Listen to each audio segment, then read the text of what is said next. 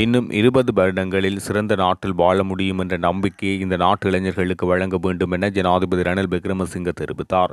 September 21 நாட்டை உருவாக்க எரிவாயு சிலிண்டருக்கு வாக்களிக்க வேண்டும் என வலியுறுத்திய ஜனாதிபதி, சஜித்துக்கும் அனுரவுக்கும் நாட்டை கட்டியெழுப்ப இந்த திட்டமும் இல்லை எனவும், அவர்களிடம் நாட்டை ஒப்படைத்தால் நாட்டின் பொருளாதாரம் மீண்டும் வீழ்ச்சியடையும் என தெரிவித்தார்.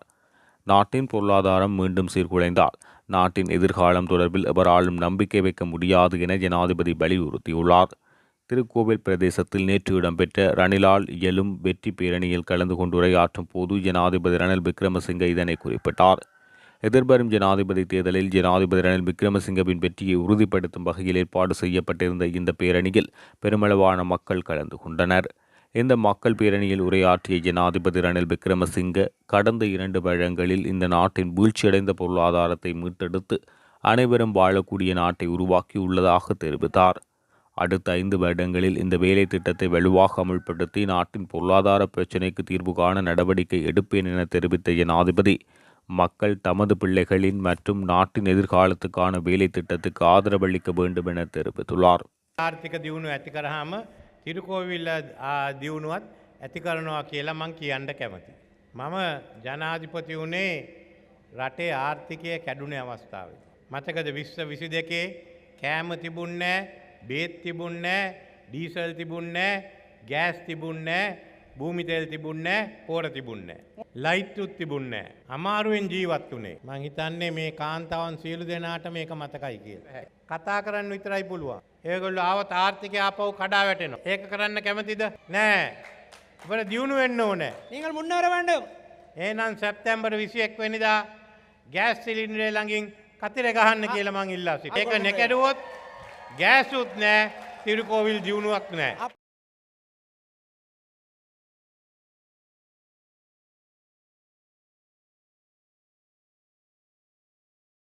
மக்கள் ஆணையோடு மீண்டும் ஒரு முறை ஜனாதிபதி ஆக்குவதற்கு அம்பாறை வாழ் மக்களுடைய ஆதரவை அவருக்கு வழங்குவதற்கான இந்த பிரச்சார கூட்டத்தை ஏற்பாடு செய்து கலந்து கொண்டிருக்கின்ற அனைவருக்கும், மிக முக்கியமாக கௌரவ ஜனாதிபதி அவர்களுக்கும், இந்த நிகழ்வில் கலந்து கொண்டிருக்கின்ற எங்களுடைய அமைச்சர் கௌரவ அலி சப்ரி அவர்கள், அதுபோன்று முன்னாள் இப்பிரதேசத்தினுடைய பாராளுமன்ற உறுப்பினர் சந்துருன் அவர்களுடைய பாரியார், அவருடைய புதல்வர் சந்திரகாந்தன், என்னுடைய பேரோடு வருகிற சந்திரகாந்தன் அவர்கள், கௌரவ முன்னாள் மாகாண உறுப்பினர்கள் இனிய பாரதி, ராஜேந்திரம் ஐயா, ஏனைய ராஜாக்கள், அக்கிய தேசிய கட்சியினுடைய பிரமுகர்கள், எங்களுடைய மிக முக்கியமான தாகமேகே அவர்கள், இங்கு கூடியிருக்கின்ற பொதுமக்கள், மதகுருமார், ஊடகவியலாளர் எல்லோருக்கும் இனிய மாலை வணக்கம். ஐபுவான். அரசியல் என்பது மக்களுடைய ஆணை ஊடாக ஆட்சியை பிடிப்பது. அதிலும் எங்களுடைய நாட்டின் நிறைவேற்றுத்துறையினுடைய அதிகாரம் என்பது சிறுபான்மை மக்களுக்கு மிகவும் இன்றியமையாத ஒன்று. அந்த அடிப்படையில் கிழக்கு மாகாணத்தினுடைய இருக்கிற மக்களுடைய முழு நம்பிக்கையும் என்ற ஒரு தலைவராக ரணில் விக்ரமசிங்க அவர்களை கொண்டு வருவதற்கு நாங்கள் அயராது பாடுபட்டு கொண்டிருக்கிறோம். அந்த அடிப்படையிலே திருவண்ணாமலை, மட்டக்களப்பு, அம்பாறை, அதிலே மட்டக்களப்பிலே உங்களுக்கு தெரியும், நாங்கள் மிக பிரமாண்டமான கூட்டங்களை நடத்தியிருக்கிறோம். 15,000, 8,000, 10,000 என்கிற தொகையிலே மிகப்பெரிய சனங்களோடு கூட்டங்கள் நடத்தினோம். இருந்தாலும் அம்பாறை மாவட்டத்திலே தமிழ் பிரதேசத்தில் ஒரு கூட்டத்தை நடத்த வேண்டும் என்பதற்காக நாங்கள் 2 இடங்களை தெரிவு செய்தோம். ஒன்று கல்முனை நகரம், அடுத்தது திருக்கோயில். திருக்கோயில் தான் நடத்த வேண்டும் என்று எங்களுடைய அரசியல் பிரமுகர்கள் தீர்மானத்தின் அடிப்படையிலே தமிழ் மக்கள் விடுதலை புலிகள் கட்சியும் இணைந்து இந்த கூட்டத்தை நாங்கள் இன்று ஏற்பாடு செய்து பேசிக் கொண்டிருக்கிறோம். இங்கு எல்லோரும் சொன்னது போல இந்த நாட்டினுடைய கடந்த காலம் என்பது மிகவும் இருள்மயமான காலமாக இருந்தது. முக்கியமாக பெற்றோர்கள், அதுவும் பெண்கள் மிக மோசமாக மனமுடைந்து எதிர்காலம் எப்படி இருக்கும் என்று தெரியாத மிக மோசமான கவலைகளோடு வாழ்ந்தார்கள். குழந்தைகளுக்கு பால் இல்லை, வாகனத்துக்கு எரிபொருள் இல்லை, மின்சாரம் இல்லை, ரோடுகளிலே செல்ல முடியாது. அதைவிட வைத்தியசாலைகளிலே மருந்துகள் இல்லை. வைத்தியர்கள் நம்பிக்கை இல்லாமல் வெளியேறினார்கள். எங்கு பார்த்தாலும் அவலங்களும் முகலங்களும் இருந்தது. இந்த நிலைமையை சில காலங்களிலே மாற்றியமைத்த ஒரு தலைவர், அதற்காக நன்றி கடன் தெரிவிக்கும் மூலமாக அவரை நாங்கள் மிக பெரும் ஆணையை வழங்கி மீண்டும் ஒரு ஜனாதிபதி ஆக்க வேண்டியது இந்த இலங்கையிலே வாழ்கிற ஒவ்வொரு தனி மனிதனுடைய கடமை என்பதை நான் இங்கு சொல்லி வைக்க விரும்புகிறேன். அதே போன்று அம்பாறை மாவட்டத்தின் தமிழ் மக்களுடைய வாக்கு என்பது நிச்சயமாக இங்கு மக்கள் அதிகமாக கலந்து கொள்ளாவிட்டாலும் ரணில் விக்ரமசிங்க அவர்களுக்கு தான் அளிக்கப்பட போகிறது.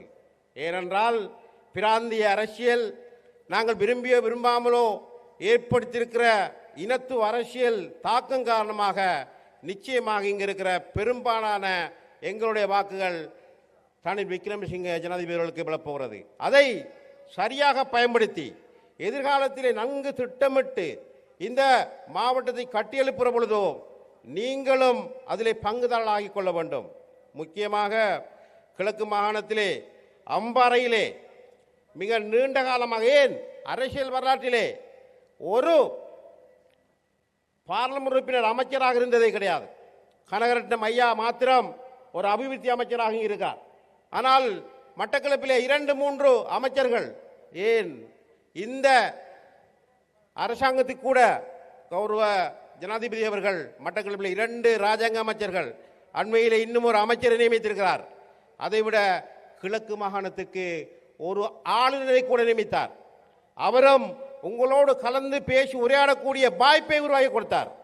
அது மாத்திரமல்ல, மிக நீண்ட காலமாக புரையோடி போயிருந்த அவருடைய அனுபவத்திலே கண்ட இந்த அரசியல் குளறுபடிகள் யுத்தங்களை தாண்டி இப்பொழுது இந்த பிரச்சனை எப்படி முடிவுறுத்தி நாட்டை பொருளாதாரத்தில் உயர்த்த வேண்டும், பிராந்திய வல்லரசுகளின் ஆதிக்க போட்டியிலே உலகத்தில் இருந்து எங்கள் நாட்டை மீட்டெடுக்க வேண்டும் என்று உள்ளக பிரச்சனைகளையும் முடிவுறுத்த எண்ணுகிறார். அனைத்து அரசியல் தலைவர்களையும் அரசியல் சக்திகளையும் பேசி முடியுமானவரை விரைவாக மாகாண சபை தேர்தல் நடத்தி அதிகாரங்களை பங்கிட வேண்டும் என்று சொல்லியிருக்கிறார். அதேபோன்று மிக அண்மையிலே காணி சீர்திருத்தம் சம்பந்தமாக சட்டமூலத்தை கூட கொண்டு வந்திருக்கிறார். ஆகையால் நாங்கள் நம்புகிறோம், மிக விரைவாக அவர் வெற்றி பெற்ற கையோடு மாகாண சபைகள் பார்லமெண்டங்கள் இடம்பெறும். அதிலேயும் அம்பாறை மாவட்ட மக்கள் மிக கவனமாக உங்களுடைய வாக்குகளை பயன்படுத்திக் கொள்ள வேண்டும். எனக்கு இங்கு தனிப்பட்ட அரசியல் நோக்கங்கள் கிடையாது. அம்பாறை மாவட்டத்திலே சாகாமத்துக்கு சென்றால் தண்ணி இல்லை.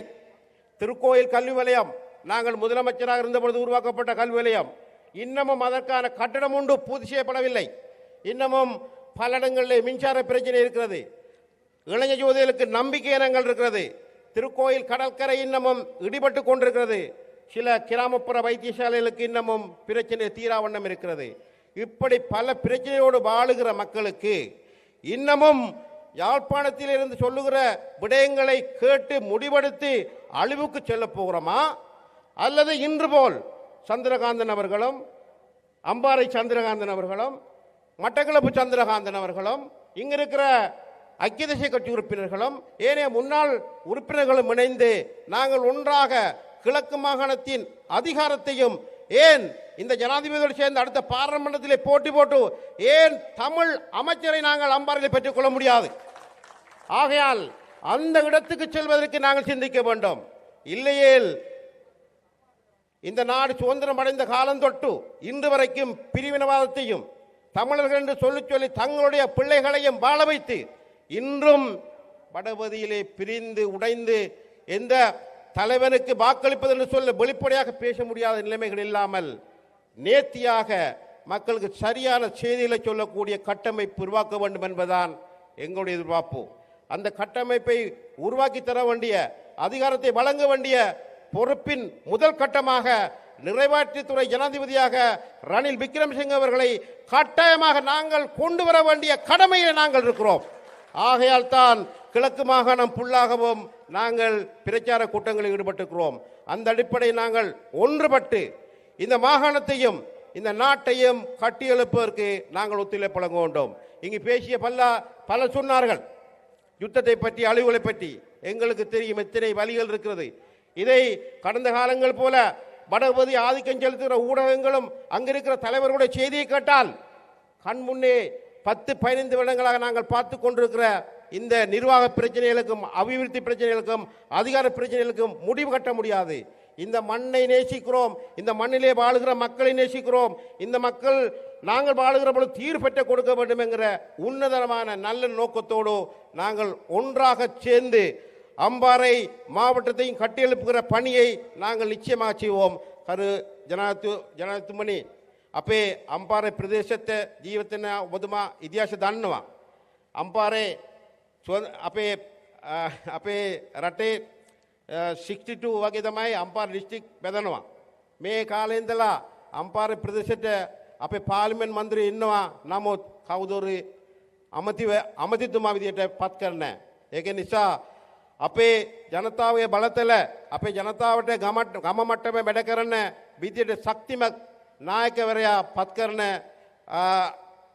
බල තියෙන ඔබතුමා දිනට පස්සේ පාර්ලිමේන්තු මැතිවරණ කාලේ අනිවාර්ය අම්පාර ජනතාවගේ බලතල පාවිච්චි කළ කවුරු අම්පාර ජීවිතන අම්පාර විශ්වාස කරන තමිලකනයි ශක්තිමත් නායකවරියට පත් කරන වගේ ඔබතුමාට මම கௌரவ இல்லியம கர்ணமா ஜனாதிபதி. அந்த அடிப்படையில் நீங்கள் எல்லோரும் ஒன்றுபட்டு நாங்கள் நம்பிக்கையோடு இந்த மாவட்டத்தையும் மாகாணத்தையும் கட்டியிருப்பதற்கு ஒன்றிணைவோம் என்று அழைப்பு விடுவதோடு சிலிண்டர் சின்னத்துக்கு வருகிற 21ஆம் தேதி அனைவரும் சென்று கிராமப்புறங்களில் இருக்க மக்களையும் விழிப்பூட்டி தமிழர்களுடைய ஒரே தெரிவு சிலிண்டர் சின்னம்தான், அதற்கு வாக்களியுங்கள், உங்களுடைய பிரச்சனைகளை நாங்கள் பொறுப்பெடுக்கிறோம் என்று சொல்லி முடித்துக் கொள்கிறேன். நன்றி, வணக்கம்.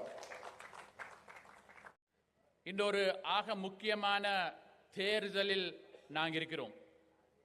உங்களுக்கு தெரியும், 2 வருஷத்துக்கு இலங்கை இருந்த நிலைமை, அந்த நிலைமையில் எங்களுக்கு உரம் இருக்கில்ல, உங்களுக்கு விவசாயம் செய்யறதுக்கு மெடிசின் இருக்குல்ல, உங்களோட ஹாஸ்பிட்டல்ல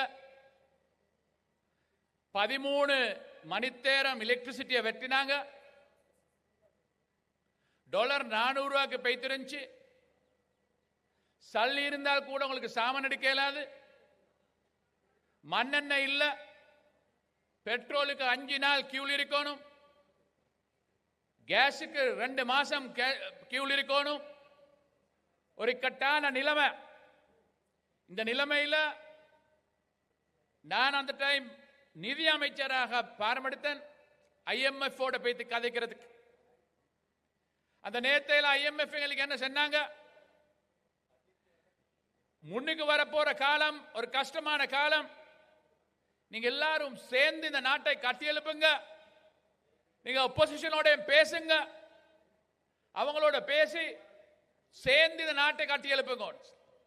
இப்ப இருந்த ஜனாதிபதி திரு கோட்டாபய ராஜபக்ஷ அவர்கள் என்ன சொன்னாங்க, நீங்க ஒப்போசிஷன் லீடர் திரு சஜித் பிரேமதாஸ் அவங்களுக்கு கதைச்சு இலங்கையோட பிரைம் மினிஸ்டர் போஸ்ட அவங்களுக்கு பாரம் எடுக்கிறதுக்கு செல்லுங்க. நான் அவரோட கதைச்சா அப்ப நான் நிதி அமைச்சர். அவர் என்ன சொன்னாரு, உங்களுக்கு ஏழுமா சென்ட்ரல் பேங்க் கவர்னருக்கும் உங்களோட ட்ரெஷரி செக்ரட்டரி ஃபைனான்ஸ் மினிஸ்டர் செக்ரட்டரியும் எனக்கு அனுப்புங்க, உங்களோட எல்லா டீட்டெயிலோட. நான் அனுப்பினேன். 3 அவராக அவரும் திரு ஹர்ஷத் சில்வா அவர்களும் திரு கபீர் ஹஷீம் அவர்களும் திரு எரான் விக்ரமரத்ன அவர்களும் இவங்களோட கலந்துரையாடிட்டு என்ன சொன்னாங்க, ஒரு ட்வீட் ஒன்று போட்டாங்க சோசியல் மீடியாவில், ஒரு FB போஸ்ட் ஒன்று. யாரு? ஹர்ஷத் சில்வா. என்ன சொன்னாரு, இந்த சிச்சுவேஷன் மிச்சம் கடுமையானது, இதை பாரம் எடுத்து செய்யறது மிச்சம் கஷ்டமான விஷயம், யாராவது செய்யறாங்களோ அவங்களுக்கு ஆல் தி பெஸ்ட், எங்களுக்கு இது செய்யலாது. ஏன் அந்த நிலைமை, அத போல ஒரு இக்கட்டான நிலைமை. அந்த நேரத்தையில அவங்க யோசிச்சது வந்தது நாட்டை பத்தி இல்ல, உங்களை பத்தி இல்ல, அவங்கள பத்தி. அவங்களோட பொலிட்டிக்ஸுக்கு என்ன நடக்கும், அவங்களோட பார்ட்டிக்கு என்ன நடக்கும், நாடு மண்ணாய் போனாலும் காரியம் இல்லை. அந்த நேரத்தில் ஒரு மனிதன் தனியாக இருந்து முழு பார்லிமெண்ட்ல ஒரே ஒரு சீட் திரு ரணில் விக்ரமசிங்க அவர்கள் அன்றைக்கு அதை பாரம் எடுத்தாங்க. இந்த 4 வருஷத்துக்கு 2 வருஷத்துக்கு பிறகு நீங்க நல்லா பார்க்கணும் என்ன நடந்திருக்குதுன்னு சொல்லி. எலக்ட்ரிசிட்டி வைக்கிறாங்களா? மண்ணெண்ணெயில என்ன குறை இருக்குதா? பெட்ரோலுக்கு நீங்க போலில் இருக்கிறீங்களா? உரம் கிடைக்கிற இல்லையா? 20,000க்கு போன உரம் இன்றைக்கு 4,000 ரூபாய்க்கு நாங்க குறைச்சு இல்லையா? அப்படின்னு சொன்னா 2 வருஷமாக இந்த மிச்சம் ஒரு நல்ல முறையில் இந்த அட்மினிஸ்ட்ரேஷனை கொண்டு போன காரணத்தால நாடு இந்த ஒரு முக்கியமான நிலைமைக்கு வந்திருக்குது. இது எப்படின்னு சொன்னால், ஒரு யாருக்காவது சோமில்லாம இருந்தால் நீங்க ஒரு டாக்டர்கிட்ட போனால் 2 வருஷம் பார்க்க செல்லைக்கு உங்களோட பிரஷர் குறையிறால், உங்களோட சுகர் குறையிறன்னு சொன்னால், உங்களோட பிளட் சுகர் குறையிறன்னு சொன்னால் அது காரணம் என்ன? டாக்டர் செய்தது நலவா இருக்குது. அது மாதிரிதான் ஒரு நாடு. இந்த நாடு ஒரு நல்ல திசையில பெய்து கொண்டிருக்கிறோம். இந்த திசையில பெய்து கொண்டிருக்க செல்லைக்கு நீங்க உங்களுக்கு சோமில்லா போற தோஸ்தரை மாத்துவீங்களா? அப்படின்னு சொன்னால் இந்த நாட்டை இந்த நல்ல திசையில் எடுத்துக்கொண்டு போற பிரசிடென்ட் மாத்திர டைம் ஆயுது. திரு சந்திரகாந்தன் அவர் சொன்ன மாதிரி, நாங்க சிறுபான்மை சமுதாயம் எந்த நாட்டில் வாழ்றதோ பெரும்பான்மை சமுதாயத்தோட சேர்ந்து நடக்கணும். கவர்மெண்ட்ல இருக்கணும், இருந்தவங்களோட வேலையில செஞ்சு கொள்ளணும். அவர் எவ்வளவு பேரை வேலை செஞ்சிருக்கிறாரு பேட்டிக்லோக்கு. ஆனா சில பாட்டி சவுத் எங்க போகுதோ அவங்க அடுத்த பக்கத்துக்கு போறாங்க. முஸ்லீம்களும் அப்படித்தான், சில பாட்டி தமிழ் பாட்டியும் அப்படித்தான். யாருக்கு பாடு? எவ்வளவு பெரிய சர்வீஸ் செஞ்சுக்கிறாங்க அவங்களோட மக்களுக்கு. எங்க நாட்டில் வாழ்ந்த சிங்கள தமிழ் முஸ்லிம் மக்கள் எல்லாரும் சுமூகமா வாழணும். அதுக்காக முக்கியம் நல்ல ஒரு எக்கானமி. இந்த மனுஷனுக்கு விரோதமா போறதுக்கு தமிழ் மனுஷனுக்கு என்ன ரீசன் இருக்குது? அவர் 13th amendment தயார்ன்றாங்க, மாகாண சபை வைக்கிறன்றாங்க, போலீஸ் பவரை பேசுறதுக்காக ரெடி ஆயிரன்னு சொல்றாங்க. உங்களுடைய காணி உங்களுக்கு தர்றதுக்கு உரிமையை கொண்டிருக்கிறாரு.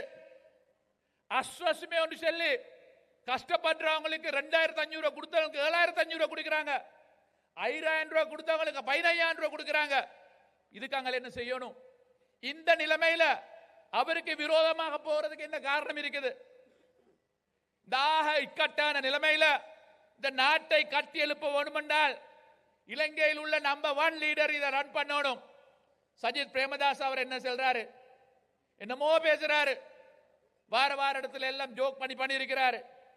அவர் சொல்றாரு, இந்த நாட்டில் இருக்கிற எஜுகேஷன் ப்ராப்ளத்தை எப்படி சால்வ் பண்ணா அவர் பேசுவாங்களாம். பொறையில் இருக்கிற பில்லியனர்ஸுக்கு பேசி செல்வாங்களாம், உங்களோட திருக்கோவில் மகாவித்யாலய பாரம் எடுத்து செய்ய சொல்லி. அவனுக்கு பைத்தியமா அங்குள்ளவருக்கு இங்க வந்து இதை செய்யறதுக்கு? அப்படி செய்யலாமா? அவனுக்கு அவர் ஊர்ல வேற வேலை இல்லையா? அப்படி ஒரு நாட்டை காட்டி எழுப்பேலுமா? அதே நேரத்தில் சொல்றாரு, இலங்கையில வாழ்ற வேற நாட்டில் வாழ்ற இலங்கை மக்கள் விசேஷமாக ஹவுஸ்மேனா ஒர்க் பண்றாங்க, டிரைவர்ஸ் மாரா ஒர்க் பண்றாங்க, லட்சக்கணக்கு பேர். அவங்களுக்கு செல்றாங்களா ஒரு நாளைக்கு $500, ஒரு மாசத்துக்கு $500 அனுப்ப சொல்லி. அப்படி அனுப்ப செல்ல அனுப்பாட்டி எம்பசடரை திருப்பி எடுக்கிறாங்களாம். செய்யலாமா? இது என்ன பொய் இது? சவுதி அரேபியால 4 லட்சம் ஸ்ரீலங்கன் வாழ்றாங்க. எம்பசடர் போய் ஒவ்வொருத்தர் வீட்டுல கதவு தட்டி $500 போட செய்யலுமா? இதை முதலாவது ஹவுஸ்மேட் மாதிரி ஒரு $300 தான் கிடைக்கிறது. அவர் எப்படி $5,000 $500 கொடுக்க போறாங்க? அது மாதிரி ஒருத்தர் ஜோக் பண்றாரு.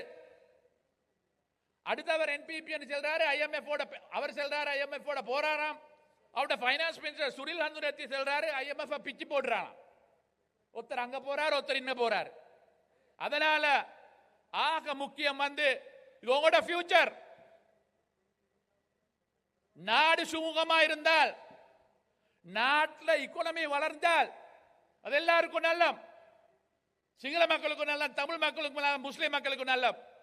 ஆனால் நாட்டோட இக்கோனமி என்ன சரி நடந்தால், நீங்க பெட்ரோல் கியூல் இருந்த சிங்கள மக்கள் மட்டுமா? டீசல் கியூல் இருந்தது தமிழ் மக்கள் மட்டுமா? உரம் இல்லாம விவசாயம் செய்யலாம பாடுபட்டது முஸ்லிம் மக்கள் மட்டுமா?